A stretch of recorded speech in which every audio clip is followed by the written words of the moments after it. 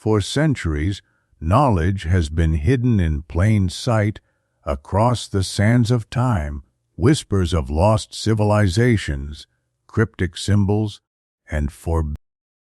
Now I must stop once again by the riverbank and spend another sleepless night, just as I have done hundreds of times before. The mat is torn, so I lie as if directly on the sand. On top of that, I am hungry. How much sustenance is there in a meager piece of cornbread thrown to me in pity? I barely wait for the morning. And here it is the sun names the space beneath, above, and before it with the utterly pink word, sunrise. Down in front of the temple, the crowd will soon begin to gather. It is enough for me to slip out from the bushes and confirm that they are there. Men, women leading their children. They push and shove, pointing toward the temple entrance. The high priest emerges. He is not the one from before, nor are the people. Much time has passed. They must be the grandchildren of those I once knew. That is why I do not recognize them, and they do not recognize me. Only the priest will remember who I am, for my name is written in his sacred books.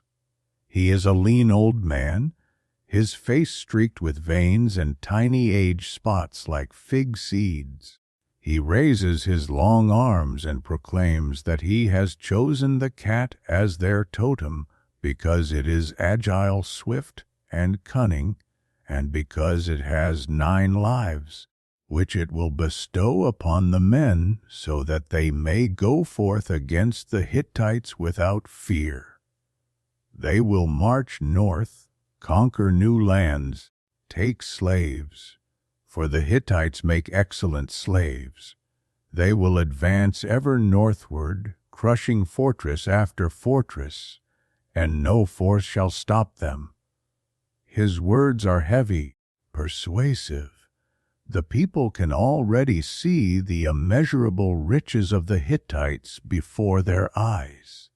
So skilled is he in rhetoric that the men raise their spears in excitement. One swings his short sword, slashing mercilessly at the air. He sees Hittites all around him and is ruthless. These rituals of proclaiming the cat sacred and untouchable tire me. They always drag on unbearably long. In the end, the crowd invariably falls into a frenzy, prostrating themselves, kneeling, bowing, as if inhaling the sand. These people are no exception, even more fervent than before. Perhaps tomorrow, or maybe even today, they will march against the Hittites. I leave my mat by the palm tree. I will not need it any more, but let someone else find it and use it to sleep upon the cold sand at night. I push my way through the crowd, making my way to the temple. I know what will follow. I am certain of how it will end. Priest, I ask, why did you choose the cat as the totem? Are its agility, speed, and 9 lives more valuable than the strength and kindness of the men around me? The beauty of their women, or the smiles of their children? The high priest remains calm as he replies, the crowd cannot be a totem. It cannot be sacred. Who will die in battle against the Hittites? As if I do not know how to shatter his false composure. Then proclaim the Hittites as the totem. He is a heretic! The folds of his wide robe sway like a raging fire. Deliver the heretic to the flames. They seize me, leading me toward the sacrificial altar, built from long, heavy stones like this sweltering summer day. The rope they bind me with is coarse, cutting into my ankles and wrists. While they stack the pyre beneath me, I have time to say farewell. To whom? To the day, the date palms, the murky flood waters of the river, to that flamingo on the shore, warming itself in the rosy glow of its feathers short. The time for farewells is short, always shorter than I expect. They light the pyre. The crackling of the kindling is a sound I know all too well. Wisps of smoke slowly rise around me. Soon the flames will take their place. The people stand in a tight circle around the fire. They hate me. I wonder if all of them do.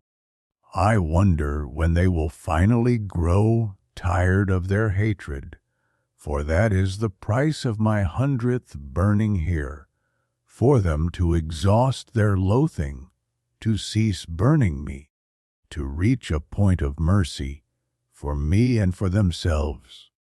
I search for even one gaze that holds the question, what if this wretch is right? I look until the flames carry me eastward. The journey is long and dark, but I cannot mistake the path. I descend onto the high plateau, overgrown with thick grass, and I am already in the land of sacred cows, cobras, and castes. I cross the plateau, always crossing eastward, and at the foot of the gray cliffs, I see the hut. Hey, I call, but no one answers, so I peer inside. 2 smoke-blackened stones form the hearth, and there seems to be nothing else, yet I feel a presence. 2 shadows detach from the dark corners, and as they step into the light, I see them clearly, mere shadows, hollowed out by hunger. A man and a woman. What are they to the previous dwellers? Relatives, descendants, intruders, or merely the emaciated ghosts of those who lived here before? Their hair is straight, black, hanging down as if the endless tropical rains still stream invisibly over them. They are timid, of the lowest caste. They stare at the ground, not daring to lift their eyes even once. I ask them something, just to hear their voices, but they only gesture in silence, pointing toward the temple. From the outside, the temple is a delicate pagoda, light as a paper lantern, green as the forest around it. Inside, it is an inconceivable mix of a stone den and noble metals. The stench is unbearable, dulling the gleam of the temple relics, weighed down by the damp fumes creeping through the air. The high priest is massive, a giant compared to the small, framed people of his land. I find him in a motionless pose of meditation and trance. He knows I am coming. He has read of my arrival in the sacred books of his predecessors, and he knows. Days ago, he declared that the gods had given him a sign the great heretic is approaching. And now, because I have arrived, he will be hailed as a prophet. Frenzied crowds pour in, pressing together, suffocating in the heavy stench of sweat and cow dung. They await my appearance, and when I emerge, they part before me as if I am a leper, a murderer of sacred cows, a desecrator of their gods. The high priest remains motionless. He does not know what I will say or how I will act. Every time I pass through here, I am different, though, at my core. I ask the same question. Now I storm into the temple furious. My thundering voice shatters his nirvana. To the north, I say, your people are fighting the Chinese, and thousands are dying. If you had chosen the warriors as your totem, they would have been sacred and untouchable. and they would never have gone into this battle. Vishnu, Janamajaya, Shiva, Jarakaru, Yama, Takshaka, and Brahma have shown me the cow as the totem. The high priest replies, anger flaring in his voice. He expects me to argue with him. But no, I am truly enraged. My hand crashes against his cheek with a thunderous crack. This time, they don't even wait for nightfall to take me to the sacrificial altar. Under the blazing midday sun, the sacrificial blade flashes briefly, like a shattered sunbeam sent in the wrong direction, before burying itself beneath my left shoulder blade. I see my shadow fall to the east, and I run after it. I travel through the mountains for a long time, the entire winter. But a warm wind begins to blow, the trees awaken. I often stop to rest beneath the blooming cherry blossoms, and finally I reach the ocean. In the coral cradle of the bay, a fragile, helpless canoe awaits me. It looks as if it could fall apart from the morning breeze, let alone the crushing jaws of the ocean waves. But I set sail, pressing the oars, making the canoe leap on two legs. Then I lift them, and it slides on its belly. I sail for many months, accompanied by packs of sharks.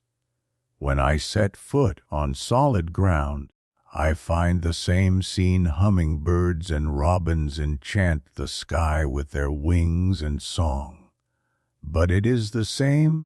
The red-skinned people are slaughtering each other with the same fervor as before. Tribe after tribe digs up their tomahawks and marches along the warpaths. Wars here are more frequent than the days. Death is more frequent than the nights. I no longer hear the hummingbirds and robins, only the piercing shriek of arrows, loosed by one warrior into another. When was the last time I was here? A century ago? 2? And in all that time, nothing has changed. The arrow, the tomahawk, the scalping. Then it all repeats. I wonder if there is any point in speaking with the high priest. I already know the answer. It will be the same. I know it will be the same. And yet I go anyway. What is your totem, priest? Is it this one? I hold up a great eagle, caught effortlessly near the temple. It is, the high priest replies, and at that very moment the eagle's severed head falls at his feet. I am that fast, and at that very moment my own scalp falls at mine. He is that fast. The headset crackles with the voice of the commander. Poet, my name is Poet. On my planet, every artist bears the name of their talent.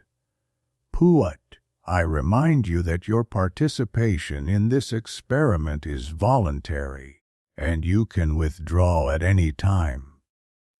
His voice starts off semi-official, but then softens into friendly concern. Aren't you tired of being killed? I am tired. But worse than that, I cannot find the change. We've calculated that it cannot happen at this level.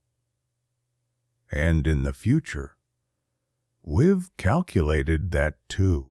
Unfortunately, in the distant future, the planet is deserted, entirely ruled by cats, cows, eagles, and other totems. Commander, they used to say the same about Earth. They predicted its doom, the apocalypse, and yet what happened?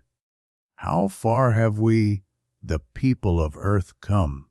The commander pauses for a long time before replying. "Was suggest you return to the ship. Set the time and place for the landing of the descent module. You'll send someone else. We won't send anyone. We have no right to interfere. Then I request permission to go back in time. How far? 100 million years before the Common Era. No unauthorized actions. Poet, I repeat, we have no right to interfere. I know, don't worry. Your reason? Well, I search for the reason behind my decision and find it. Well, I'm a poet. The commander pauses even longer this time. Then he agrees. Permission granted. The clouds are close. A bolt of lightning flashes, and in the light of this primordial fire, I see the dark entrance of a cave. The rain, strong or weak, passes, and then something stirs within the cave. Four hairy, terrifying pithecanthropy crawl out. They sniff the air, listen intently. With great difficulty, they rise onto their hind legs, emitting growls, barks, and rasping breaths. They have not yet learned to speak, and yet here they are, choosing the sacred animal before which they will bow, in whose protection they will trust. Now I know everything about the people of this planet. They are built this way. They cannot exist without totems, and I will not interfere. Let them have their totems. Let them believe in them.